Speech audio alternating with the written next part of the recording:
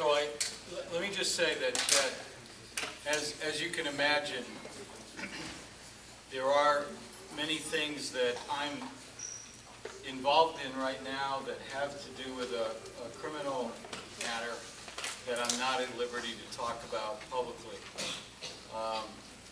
I'm trying to spend more and more of my time every day focusing on the children and families in the schools and making sure that everyone gets the support services that they need to get.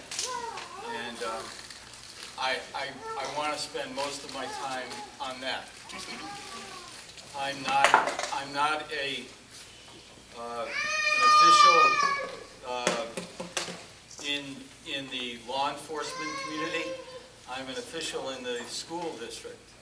And so I want to make sure that I'm focusing on programs and services for children and families in the schools. I know that if you have questions that have to do with the legal matters, that the mayor has a hotline, and he has a staff there that combines my staff with the staff of the Boston Police and his offices, and they're very available to take your questions and find answers to your questions that don't have to do with programs and services in the schools. I'm the person that you want to be talking to about those things. And we did give out that number to the hotline, and again, it's 635-3050. So if anybody has any questions or any issues that they want to discuss, that hotline is staffed with experts that can help people deal with any questions or concerns that they have. So we would encourage you to call that. And obviously, if you have particular issues you want to discuss, we have the issue forms for people to fill out. Okay? 617-635-3050.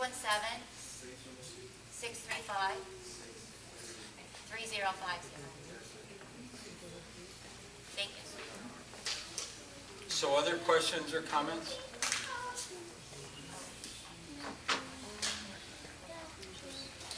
Okay, there are a few other items that I wanted to talk with you about. Mainly things that are going to be coming up right after the holidays. We're in the process right now of planning enrollment projections for next year, and I've spent a good deal of my other time in the last week working on enrollment projections. A couple of things that I wanted to say about that.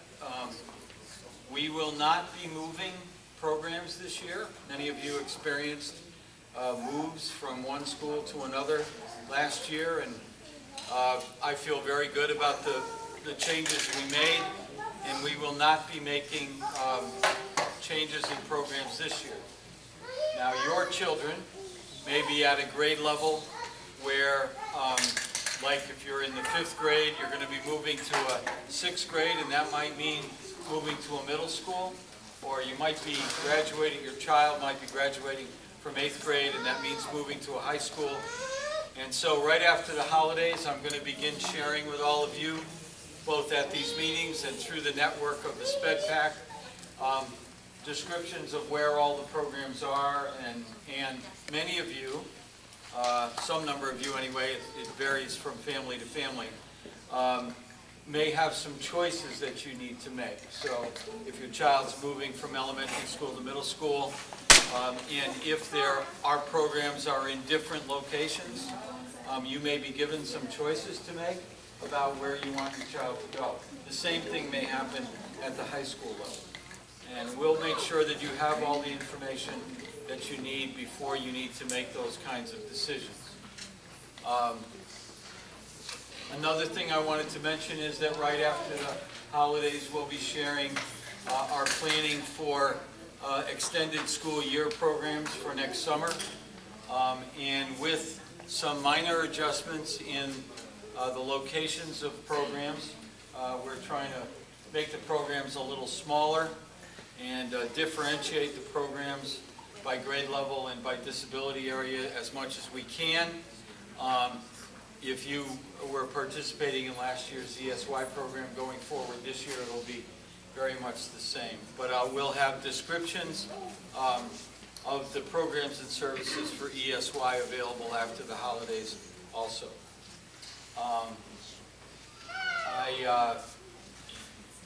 I think it's very important that as we go into this period of beginning to plan for next year, that you feel like you get information from me, from our offices, and that you have the opportunity to ask questions.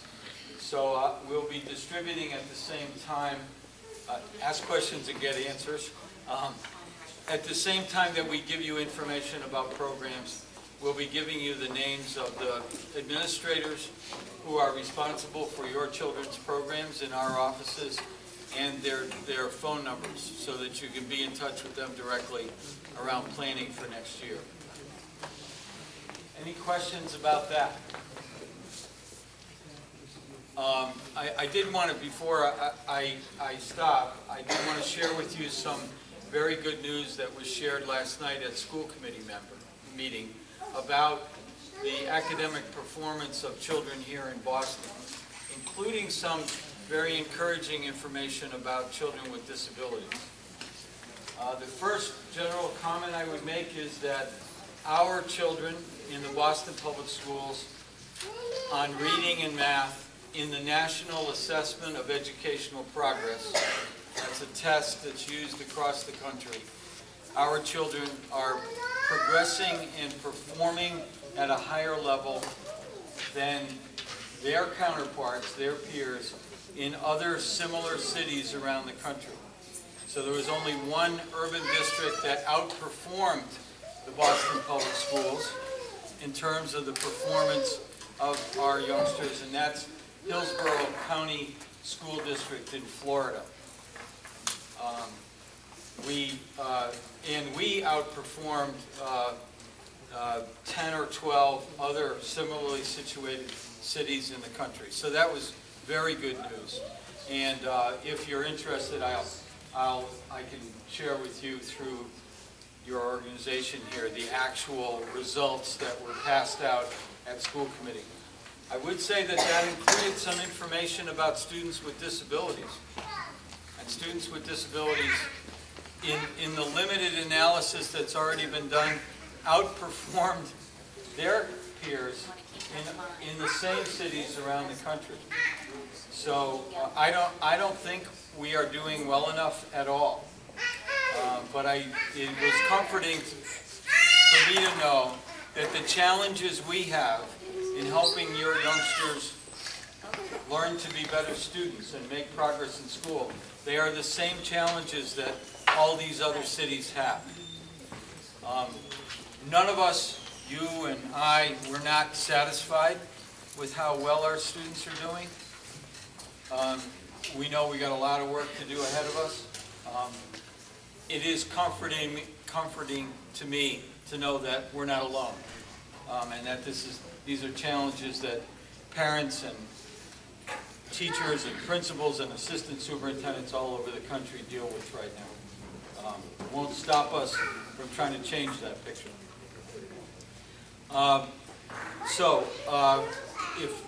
Are there any questions or comments that anyone would like me to deal with while I'm here? I know you have presenters here tonight. Yes?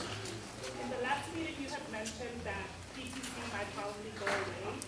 Oh. Is that still the case, and when is that scheduled to happen?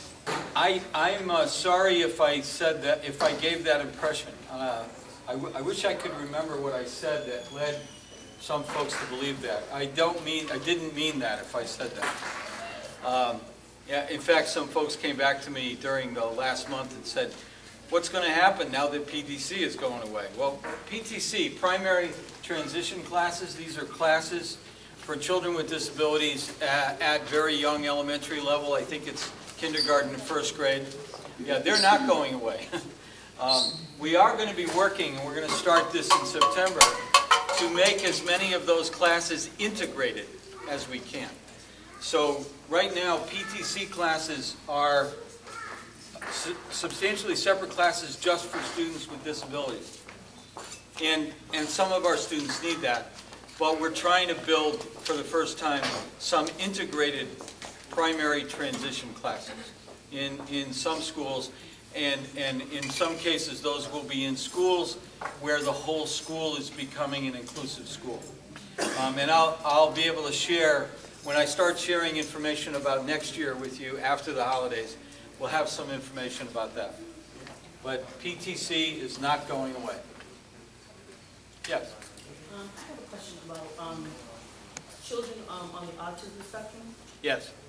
What I'm finding when it comes to looking for schools or programs is that once your child is diagnosed with autism, they are immediately put on just the autism spectrum.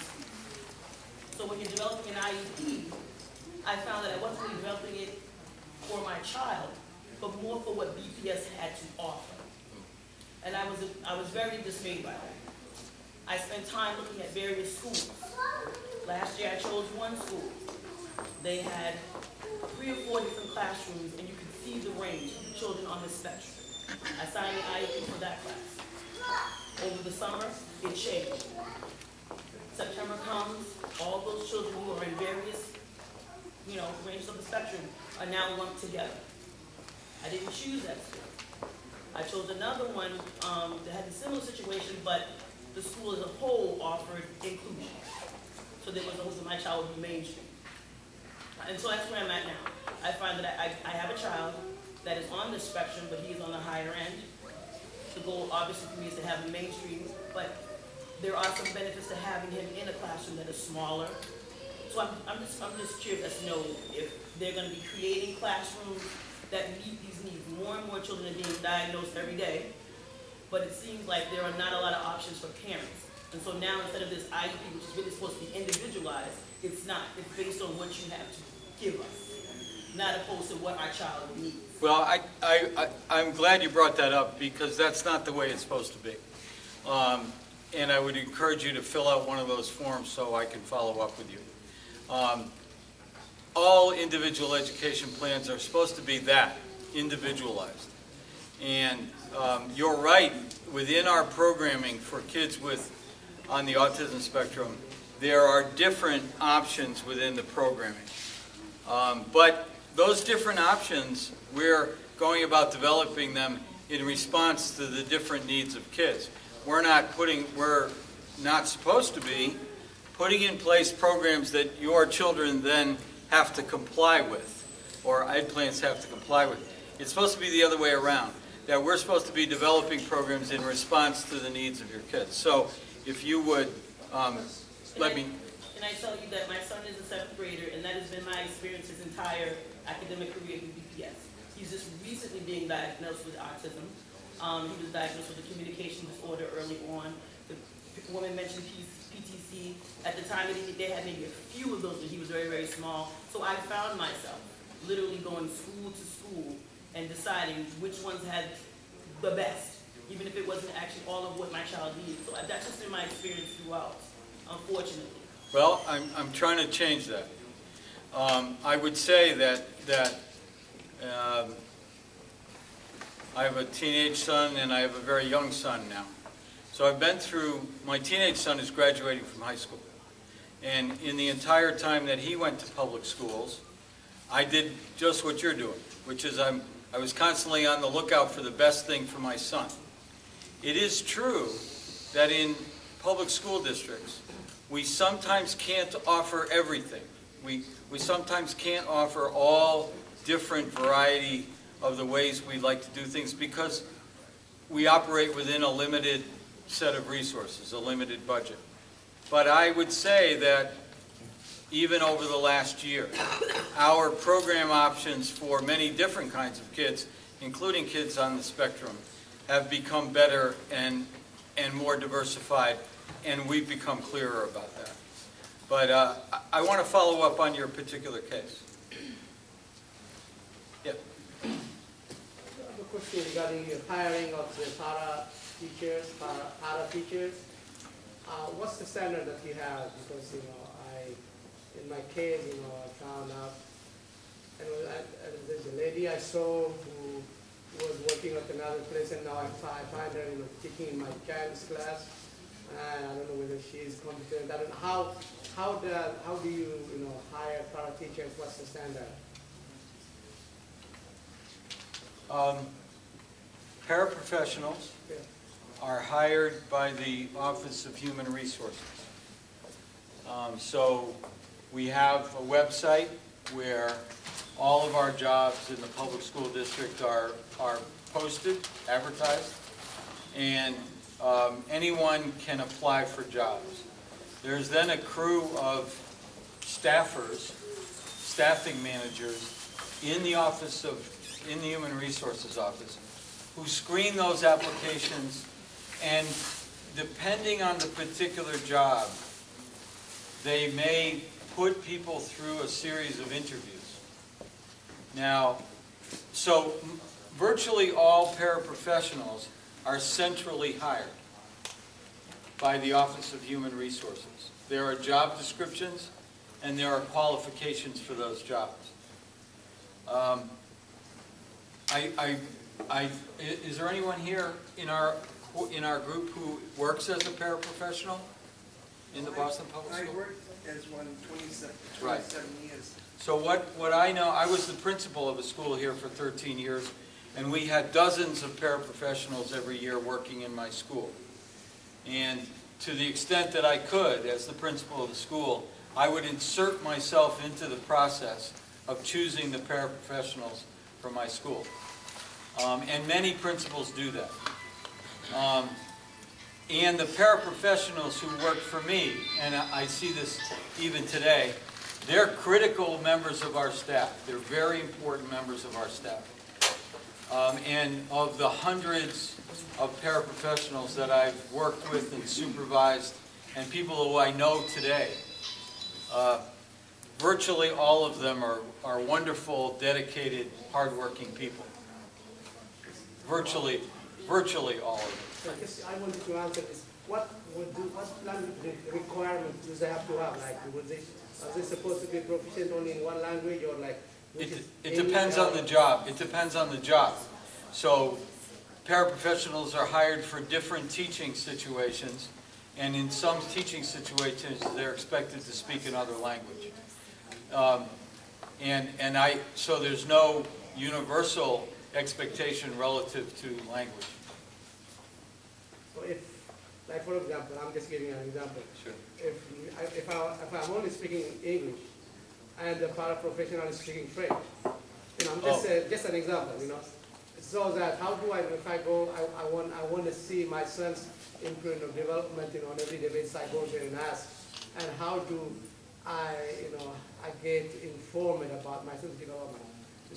How do you find that? I'll check this out, but I was under the impression that everyone who came to work in that kind of a role needed to be proficient in English, and in some cases proficient in another language. And I even have this impression that folks who come to work for us whose first language is not English, that learned another language first, that they have to demonstrate proficiency in English also. But I would want to check that. I want to make sure that what I just said is true. Yeah. Do you know who I would contact about the assistive technology portion of my son's IEP? He Yes. hasn't received any of it yet, and, Yes. okay. So it's Thelma Pierce. Oh, okay. She's the assistant director for related services in my office, and related service includes assistive technology. We've just contracted with a wonderful organization called Easter Seals, who run the best assistive technology center located in downtown Boston. And they're going to be consulting with all of our schools about improving assistive technologies in the schools. But Thelma is the administrator who's responsible. Okay. John, does she have the phone number? Okay, great. Thank you.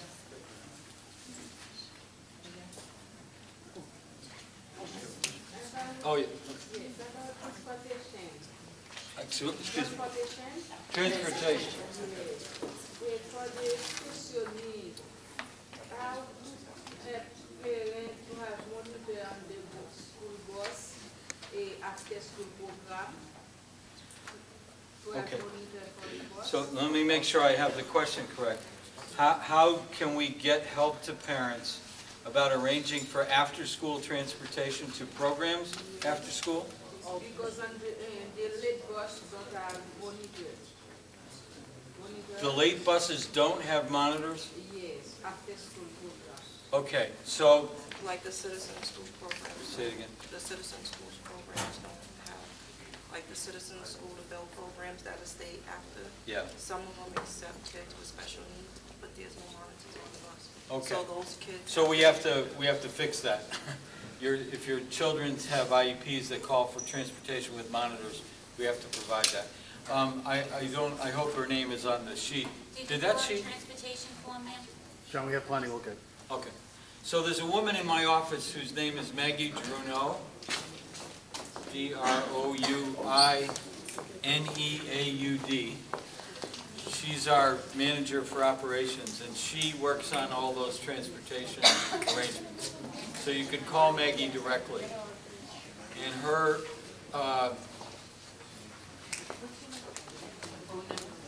yeah, I was trying to, I don't remember all the phone numbers. Yeah, it's Maggie. I'll get you the phone number.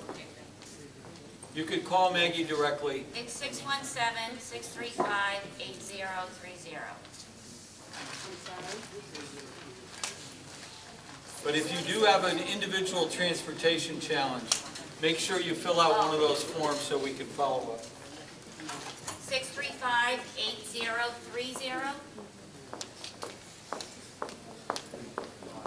Okay, I would welcome receiving calls from anybody, but if you've got a particular issue, make sure you fill out one of those forms so we can follow up. And thank you very much for being here tonight and being so involved.